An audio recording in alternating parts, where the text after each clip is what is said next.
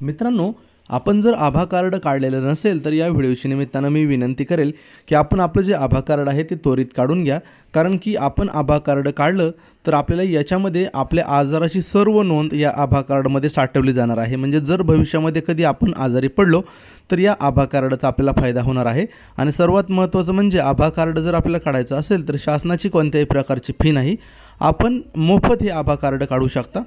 आभा कार्डाच्या संदर्भात जर आपल्याला डिटेलमध्ये माहिती हवी असेल मित्रांनो, तर याची संपूर्ण माहिती आपण आपल्या नवीन यूट्यूब चॅनलवरती सादर केलेली आहे. काही कारणास्तव हा यूट्यूब चॅनल आपण बंद केलेला आहे काही तांत्रिक अडचणीमुळे. त्यासाठी मी विनंती करेल की आभा कार्डाचा फायदा काय काय आहे, ते कशा पद्धतीने आपण वापर करू शकता, कोण याच्यामध्ये सहभागी होऊ शकतो, किती वयापर्यंत माणूस जो आहे, व्यक्ती जो आहे तो यामध्ये पात्र होऊ शकतो, याची सर्व माहिती आपण डिजिटल अभिजित 1 या आपल्या नवीन यूट्यूब चॅनलवरती सादर केलेली आहे.